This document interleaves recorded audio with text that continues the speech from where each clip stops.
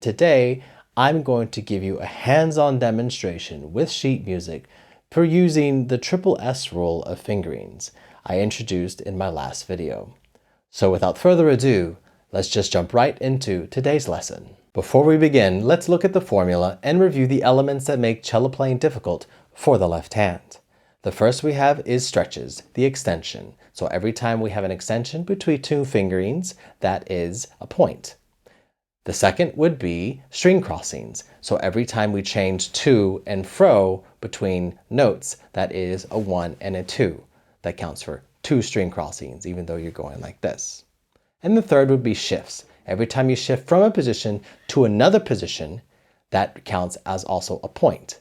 And when you add up all of these elements, you get a fingering option. For our first example, in measure 54 to 59, our novice student does not have a teacher, has very little knowledge, if none, of the different positions, and only places the fingers where they know best, being the -1, the +4, and the first finger in the 4th position.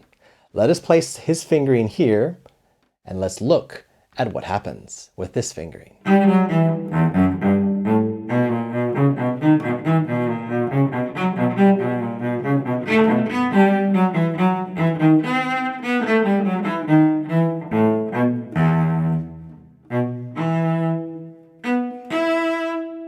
Well, what do we think of that? If you counted, we had 0 stretches, 15 string crosses, and 15 shifts, with a total option of 30 for this novice student. Now let's look at an intermediate student. The music is here with their fingering, and let's look at the video, counting how many stretches, string crosses, and shifts.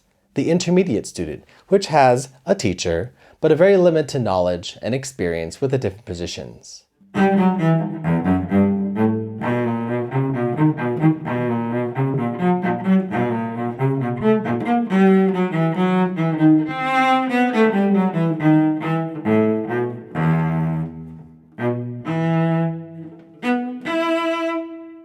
Not bad.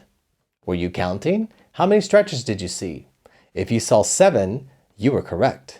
And 11 string crosses with 11 shifts, bringing the total tally for the intermediate student to 29. Our third student is the most advanced student of the group, has been taking cello lessons for many years, a full understanding of the different positions, yet because they have an anatomical advantage, having very large hands and a spread to be able to reach the octave from the first finger in first position to the first finger in 4th position quite easily.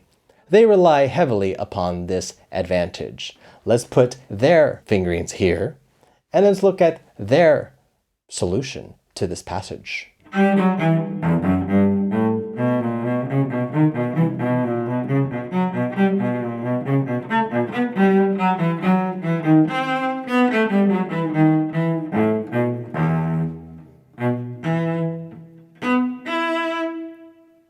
Our advanced student today tallied 8 stretches, 12 string crossings, and 8 shifts. Let us now look at the rule in the most efficient manner of application, without any presumption for anatomical advantage. Let's put the music here and watch.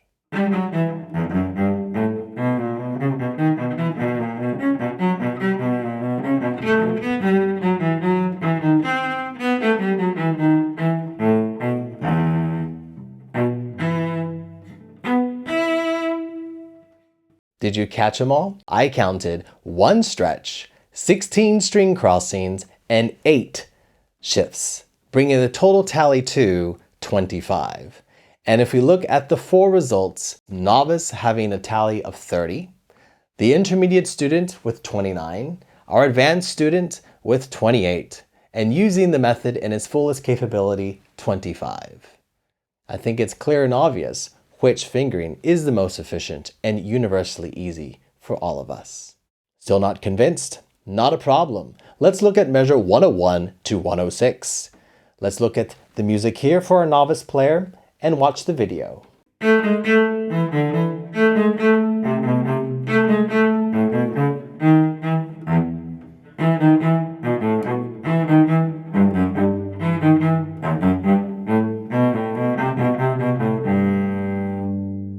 Were you counting? Our novice has 0 stretches, 22 string crosses and 15 shifts, bringing this tally to 37. Now our intermediate student will try.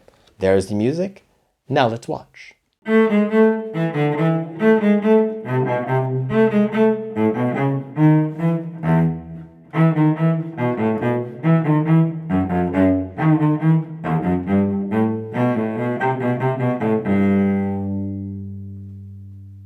Not bad for our intermediate student, bringing their tally to 1 stretch, 9 string crosses, and 12 shifts, a total of 22.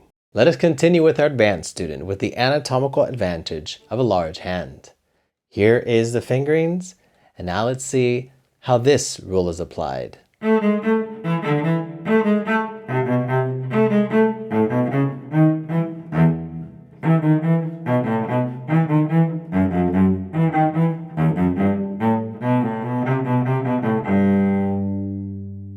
Quite intrepid. If you were counting correctly, there were 6 stretches, 9 string crossings, and 6 different shifts, bringing their total to 21. And now I will apply my different take on this. Here's my partition, and now let's look at how I would play it, using the triple S rule of fingerings.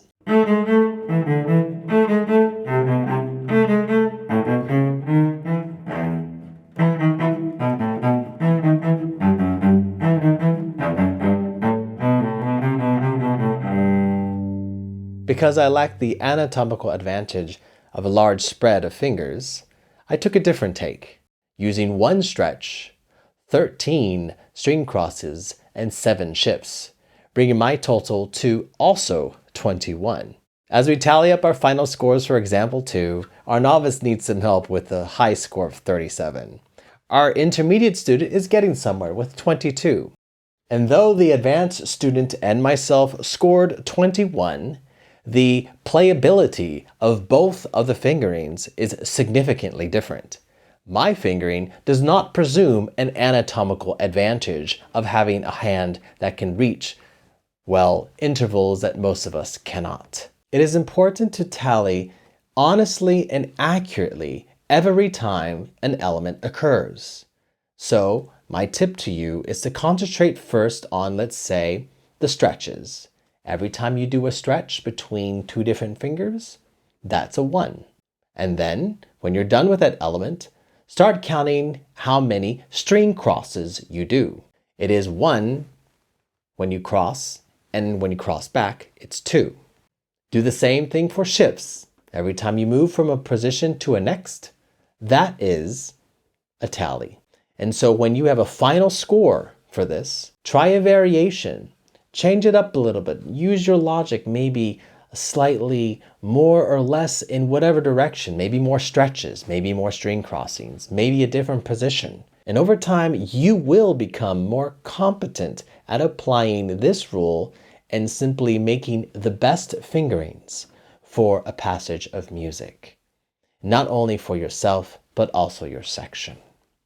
I hope this video helped you understand my prior video about fingerings.